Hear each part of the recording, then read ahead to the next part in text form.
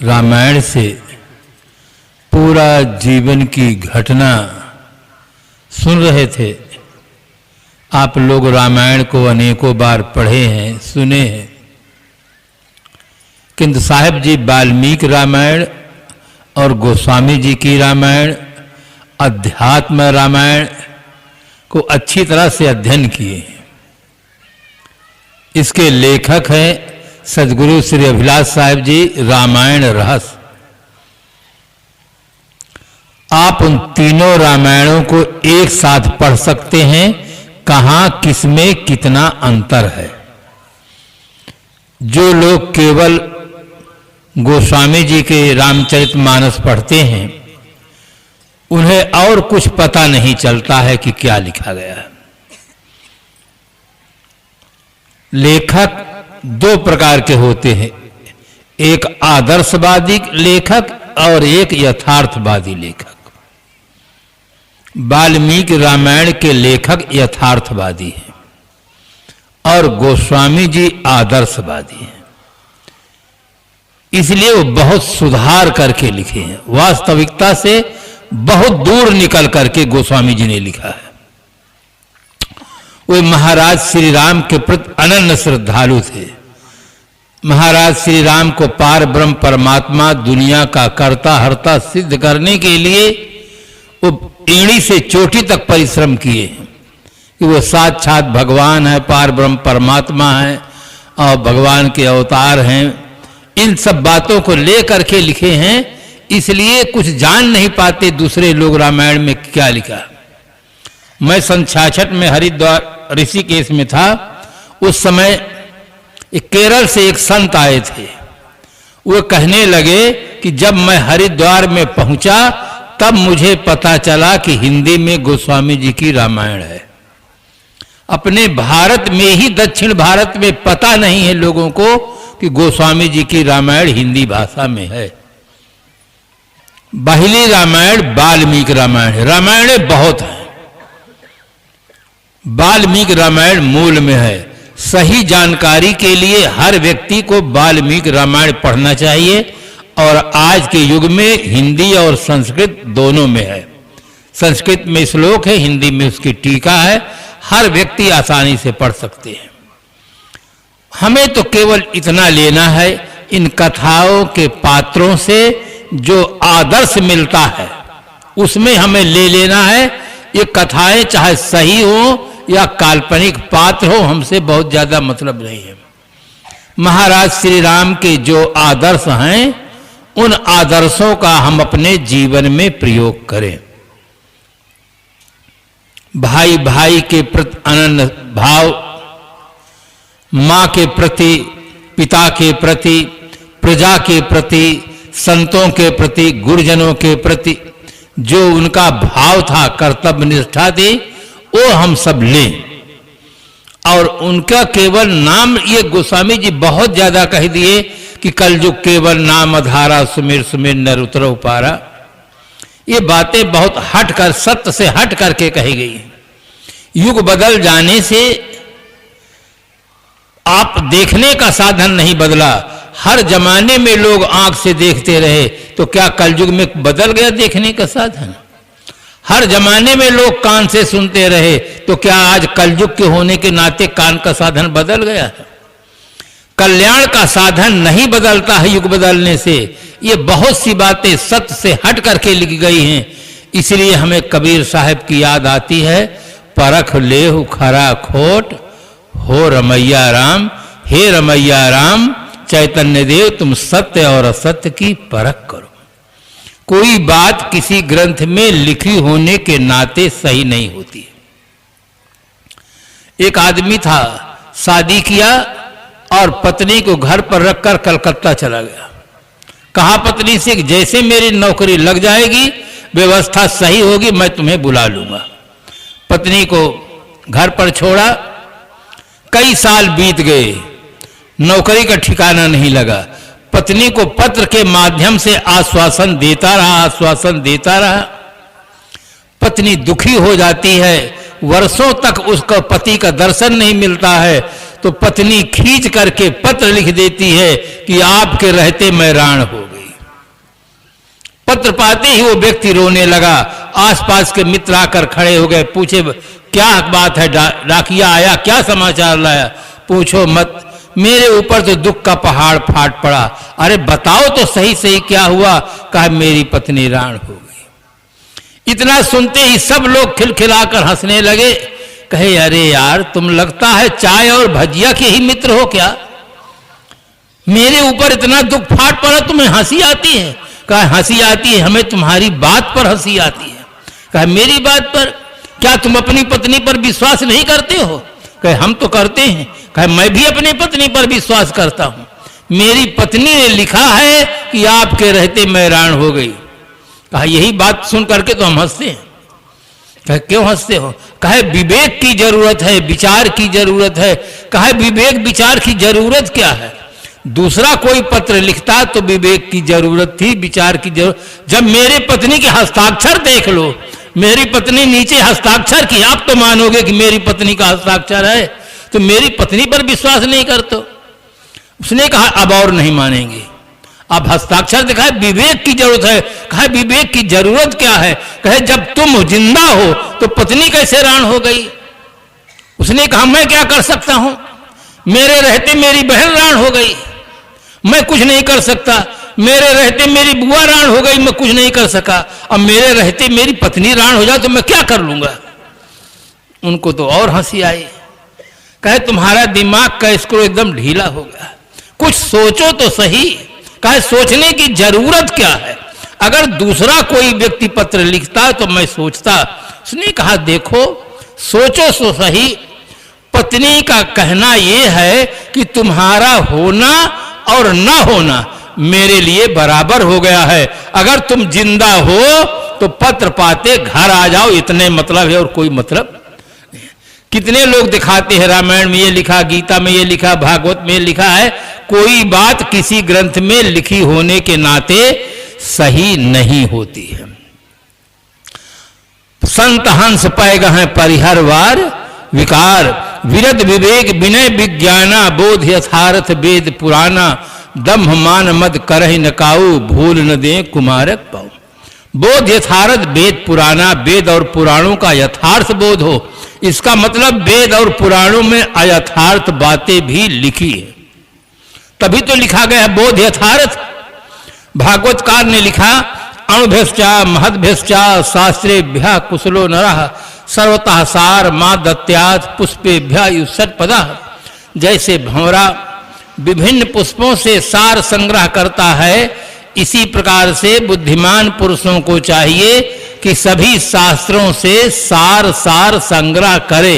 इसका मतलब इन ग्रंथों में असार भी है।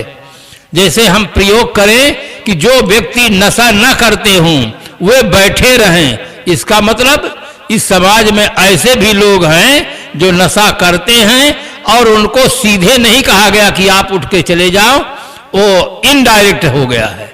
डायरेक्ट नहीं कहा गया है, इनडायरेक्ट कहा गया कि आप उठकर चले जाइए। इसी प्रकार से शास्त्रों से सार सार संग्रह करें, इसका मतलब शास्त्रों में असार बातें भी हैं।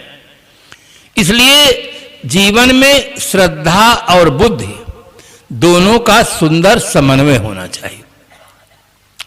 श्रद्धा है तो आप यहां पर आए हैं, अगर श्रद्धा न होती तो आप आते ही नहीं, और बुद्धि न होगी तो आप सत्य को समझ भी नहीं सकते। जीवन में दोनों की महती आवश्यकता है। श्रद्धा से धर्म में प्रवृत्ति होती है और बुद्धि से व्यक्ति सत्य को समझने में सक्षम होता है।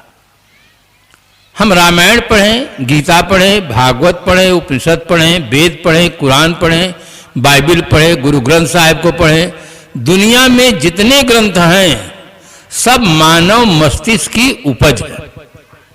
सबका लेखक आदमी है और अपनी समझ के अनुसार, देश काल परिस्थिति के अनुसार सब ग्रंथ लिखे जाते हैं। इसलिए उन ग्रंथों को सब सही न मानना चाहिए कि सब सही लिखा है। जो चमकता है सब सोना नहीं होता है, और जो लिखा है सब सही नहीं होता है। उसमें विवेक की आवश्यकता है। इसीलिए सत्संग की जरूरत पड़ती है। बिन सत्संग विवेक न होई। बिना सत्संग मिले विवेक नहीं होता है कि ये बातें सही है या नहीं सही है, ग्रंथों में तो अनेक प्रकार की बातें लिख दी गई हैं। आज उनको ठीक से समीक्षा की आवश्यकता है। हमें तो केवल उन महापुरुषों की, सती साध्वी देवियों की जो आदर्श हैं, उत्तम गुण हैं, उन्हें लेना चाहिए कथा के माध्यम से। एक आदमी ने कहा, कथाकार से पूछा कि महाराज जी मुझे रामायण में एक शंका है, आप बताने की कृपा करें। उसने, कथाकार ने कहा, मुझे पूरी रामायण में ही शंका है। तुम्हें तो एक शंका है, मुझे पूरी रामायण में शंका है कि ये घटना कहीं घटी है या काव्य लेखक अपने पात्रों को बना करके इस प्रकार से वर्णन किया है। वाल्मीकि रामायण में महाराज श्री राम को एक जगह कहीं भगवान शब्द का प्रयोग नहीं हुआ है। कहीं भी आप वाल्मीकि रामायण उठाकर देखें, गीता प्रेस के देखें और कहीं देखें हैं, कहीं भी नहीं हुआ है। तो इस प्रकार से महाराज श्री राम को मर्यादा पुरुषोत्तम आदर्श पुरुष मान करके उनके चरित्र का वर्णन हुआ है। और कहीं न कहीं आदमी के जीवन में गुण दोष आ जाते हैं तो खल गह अगुण साधु गुण गाहा, हम सज्जन हैं, हम उनके गुणों को लें। तो इस प्रकार से कथा के माध्यम से, चाहे रामायण हो, महाभारत हो, महाभारत जब हम पढ़ते हैं तब दुर्योधन के बात जब आती है तो कितने दुर्योधन आज भी जिंदा हैं, भाई का हक नहीं देना चाहते हैं, घर में कलह मच जाता है, घर में फूट हो जाती है, आंगन दो भागों में बढ़ जाता है और बैर विरोध बढ़ जाता है। तो उन पात्रों के माध्यम से हम प्रेरणा लें कि कभी हमसे इन बातों में भूल न हो। ये कथाओं के माध्यम से पढ़ने सुनने का ये फल मिलता है। तो बहुत सुंदर साहब विवेक दिए कौशल्या केकई के संबंध में, महाराज श्री राम के संबंध में, भरत जी के संबंध में। इन महापुरुषों के जीवन में जो उच्चतम सद्गुण हैं उन्हें हम अपनाएं। संत सम्राट सदगुरु कबीर साहब का मौलिक ग्रंथ बीजक। बीजक में जो चिंतन है वो किसी एक देश, किसी एक जाति, किसी एक वर्ग के लिए नहीं है, संपूर्ण मानव जाति को लेकर के चिंतन किया गया।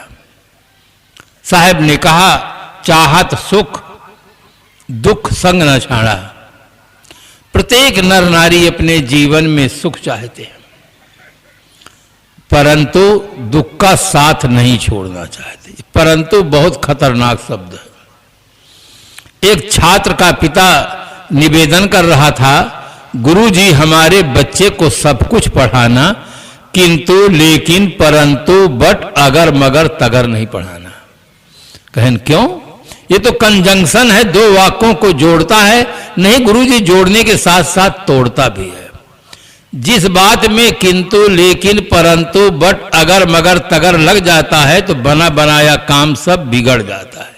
कहे महाराज आपका शुभागमन तो सुने थे परंतु भूल गए, परंतु लगाकर सब इसे कर दिए। साहब कहते हैं जीव सुख तो चाहता है परंतु दुख का साथ नहीं छोड़ना चाहता है।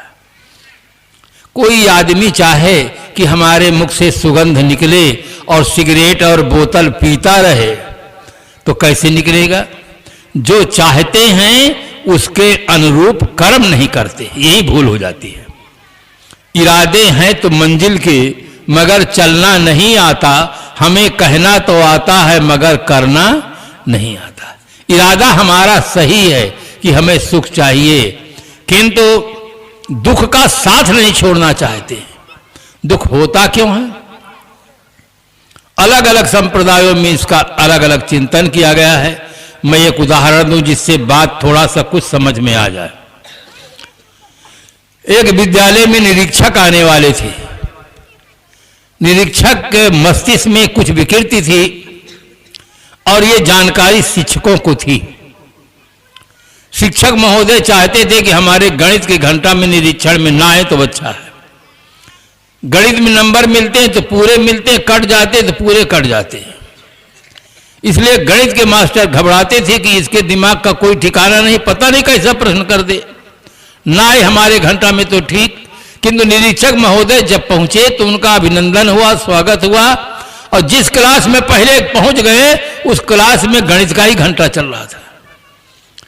निरीक्षक महोदय ने पूछा कौन सा क्लास चल रहा? कहा गणित का एक प्रश्न लिखो। सब बच्चे अपने कॉपी पेन लेकर बैठ गए, लिखने लगे।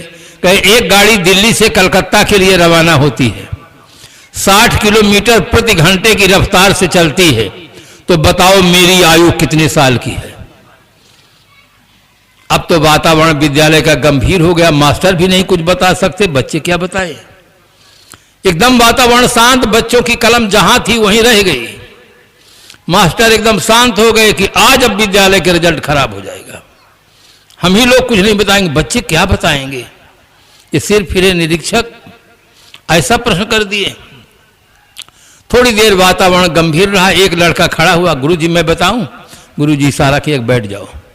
हम ही नहीं बताएंगे, तुम क्या बताओगे। फिर वो बैठा रहा चुपचाप। थोड़ी देर बाद फिर वो लड़का खड़ा हुआ, गुरुजी मैं बताऊं? गुरुजी ने सोचा इसे क्या हो गया है, कोई बच्चा नहीं बोलता है, कोई बोलने का साहस नहीं करता, यही क्यों करता है। कह खड़े हो। उसने कहा निरीक्षक महोदय की आयु 40 साल की है। सचमुच निरीक्षक महोदय की आयु 40 साल की ही थी। निरीक्षक भी आश्चर्य में डूब गया। उसने कहा तुम्हारा उत्तर तो सही है, फार्मूला बताओ, विधि बताओ, किस नियम से तुमने उत्तर निकाल लिया है। तुम्हारा उत्तर सही, मेरी आयु 40 साल की है। मास्टरों को संतोष हुआ कि एक बात तो ठीक हो गई, उत्तर तो सही मिल गया है। फार्मूला ये क्या बताएगा, कैसे उत्तर निकाला। कहा मेरा एक भाई है, वो आधा पागल है, उसकी आयु 20 साल है। चूंकि आप पूरे पागल हैं, इसलिए 20 गुणे 2 बराबर 40। मेरा फार्मूला भी सही है। प्रश्न कुछ और है और उत्तर कुछ और है। पूरे विश्व में प्रत्येक आदमी के पास एक ही प्रश्न है, दुख से हम कैसे छूटे। दुख किसी भी व्यक्ति को प्रिय नहीं है, चाहे गृहवासी हो, चाहे वनवासी हो, चाहे नर हो, चाहे नारी हो, चाहे भारत का हो, चाहे विदेश का हो, किसी भी व्यक्ति को दुख प्रिय नहीं। सभी व्यक्ति दुख से छुटकारा चाहते हैं। सबके सामने समस्या एक है, दुख से छूटने की। गरीबों की समस्या है सोने के लिए बिछौना नहीं है। गरीबों की समस्या है सोने के लिए बिछौना नहीं है। अमीरों की समस्या है बिछौने खूब है पर नींद नहीं है। सबके सामने एक ही समस्या है, दुख से हम कैसे छूटे। दुख का मूल कारण क्या है? तस् हेतु अविद्या। दुख का मूल कारण है अविद्या, अज्ञान। कर्म जो यहां बाहर दिखाई देते हैं, अच्छे और बुरे, इसका मूल स्रोत भीतर है, बाहर नहीं। मैं एक उदाहरण दूं जिससे बात समझ में आ जाए। अरब देश के लोग बंबई पहुंचे। होटलों में तो 24 घंटा पानी की व्यवस्था रहती है। अरब में तेल बहुत है, पानी की बहुत कमी है। वहां के नागरिक इतने खुश हुए, जब बाथरूम में जाए टोटी घुमावे तो पानी आ जाए और घुमा दे बंद हो जाए। उनको बड़ा आश्चर्य हुआ। रात में परीक्षा किए, दिन में परीक्षा किए, अनेकों बार परीक्षा किए, जब टोटी घुमावे पानी आ जाए, घुमा दे बंद हो जाए। 3 व्यक्ति थे, तीनों निर्णय लिए कि चलते समय इस टोटी को निकाल के ले चलना है, अपने देश में लगा देंगे। हमारे यहां पानी की कमी, इसको जब घुमाओ पानी आ जाता, जितना जरूरत उतना लो, नहीं बंद कर दो, इस टोटी को ले चलना है। 3 दिन बीता, बहुत पैसा खर्च किए। मैनेजर ने सोचा कि ऐसे लोगों को गेट तक पहुंचाना चाहिए, जिससे भविष्य में आए तो हमारे यहां ही ठहरे। जैसे एक व्यक्ति गेट पर गया, वहां से एक व्यक्ति बाथरूम में आया। पहले नहीं निकाल सकते थे, चलते समय निकालने की योजना थी। अब वो हाथ से कैसे टोटी निकले, नहीं निकाल पाए। दूसरा पहुंचा, तीसरा पहुंचे, मैनेजर खड़ा। ये एक बाथरूम में 3-3 आदमी क्या करते हैं, कोई नहीं आ रहे हैं। जाकर जंगले से देखे तो टोटी को हाथ से सब तीनों मेहनत कर रहे थे, कहां निकले। उन्होंने कहा श्रीमान जी क्या कर रहे हैं आप लोग। उसने कहा जब आप आ गए हैं, देख लिए हैं, तो बता ही दें, हमारे यहां पानी की बहुत कमी है। इस टोटी को हम रात दिन परीक्षा किए हैं, जितना घुमाओ उतना पानी निकलता है, और ना जरूरत हो बंद कर दो। इस टोटी को हमें दो और जितना पैसा चाहिए उतना ले लो। मैनेजर तो एकदम हंस पड़ा। उसने कहा इससे अच्छी अच्छी टोटी हमारे पास रखी है, हम आपको दे देंगे, आप आइए आइए यहाँ। उसने कहा उन टोटी की हम परीक्षा नहीं की, इसकी परीक्षा की, इसी टोटी को दीजिए। उसने कहा इसमें बहुत बड़ा राज छिपा है। बोर है नीचे, मशीन लगी है, टंकी बनी है, बटन दबाते हैं, टंकी में पानी जाता है, नल वहां से फिट है, तब टोटी से पानी निकलता है। अगर हम यहां से बटन न दबाएं, टंकी में पानी न जाए तो दिन भर टोटी घुमाओ, एक बूंद पानी निकलने वाला नहीं है। टोटी से पानी निकलता भर है, टोटी में पानी है नहीं, केवल निकलता है। पानी ऊपर टंकी में है और टंकी में हो, नल फिट ना हो तब तो भी नहीं आ सकता है। नीचे जो पानी आता है इसमें बहुत बड़ा जाल बिछा हुआ है, वो तुमको नहीं दिखाई देता है, तुमको केवल टोटी दिखाई देती है। ऐसे ही आदमी को कर्म केवल दिखाई देता है, अच्छा और बुरा। इस कर्म के पीछे इतना बड़ा जाल बिछा हुआ है, वो नहीं दिखाई देता है। इसके भीतर जाल है अविद्या का, अज्ञान का। अज्ञान के जाल के कारण से आदमी गलत काम करता है और जब ज्ञान प्राप्त कर लेता है तो गलत कर्म छूट जाता है। साहब ने दूसरा समाधान दिया, जो रहे करवा सो निकरे टूटी। कितना बढ़िया समाधान दिया। बीजक सबको पढ़ना चाहिए, चाहे वो जिस संप्रदाय के व्यक्ति हों। हमारे जीवन की समस्याओं का वहां समाधान लिखा हुआ है। और जो बात न समझ में आवे गुरुजनों से पूछना चाहिए, क्योंकि भूल मिटे गुरु मिले पारखी। पारखी गुरु मिलेंगे। पारखी किसे कहते हैं? सत्यासत परीक्षक को पारखी कहते हैं। उनसे आप उसका राज पूछिए, वो राज बताएंगे। जो करवा होता है उसमें आप दूध भर दें तो टोटी से दूध निकलता है, पानी भर दे तो टोटी से पानी निकलता है, करवा में घी भर दे तो टोटी से घी निकलता है। तात्पर्य यह है कि जो करवा में होता है वही टोटी से करवा में कुछ हो, टोटी से कुछ निकल, ऐसा हो ही नहीं सकता है। जो करवा में होता है वो टोटी से निकलता है। करवा क्या है? आदमी का मस्तिष्क एक करवा है, टोटी है इंद्रियां। आदमी के मस्तिष्क में जैसे विचार होते हैं इंद्रियों के माध्यम से वैसे ही कर्म होते हैं। भीतर जो होता है वही बाहर निकलता है। भीतर की स्थिति अगर आदमी की ठीक हो जाए, उसकी वैचारिक धारा ठीक हो जाए तो कर्म जगत अपने आप ठीक हो सकते हैं। जब तक भीतर की स्थिति में परिवर्तन नहीं होगा, कर्म में परिवर्तन नहीं होता है। कितने लोग माला फेरते हैं, हवन करते हैं, तीर्थाटन करते हैं, मंत्रों का जाप करते हैं, नमाज पढ़ते हैं, हज करते हैं, प्रार्थना करते हैं, किंतु जीवन में कोई परिवर्तन नहीं होता है। वही तमाकू, वही अंडा मुर्गी, वही बीड़ी, वही मद्यपान सब चलता रहता है, क्योंकि भीतर कुछ परिवर्तन नहीं हुआ। जहां से कर्म की उत्पत्ति है वहां परिवर्तन होना चाहिए, विचारधारा में परिवर्तन होना चाहिए। जैसा बीज होता है वैसा ही पौधा होता है, बीज के अनुसार पौधा होता है, विचारों के अनुसार ही कर्म होते हैं। जब वैचारिक धरातल परिवर्तन हो जाता है तब कर्म में परिवर्तन होता है। इसके अनेक उदाहरण हैं। अब हमारी घड़ी बहुत आगे बढ़ गई है, हम अपनी वाणी को विराम देते हैं। आप सबको बहुत बहुत धन्यवाद।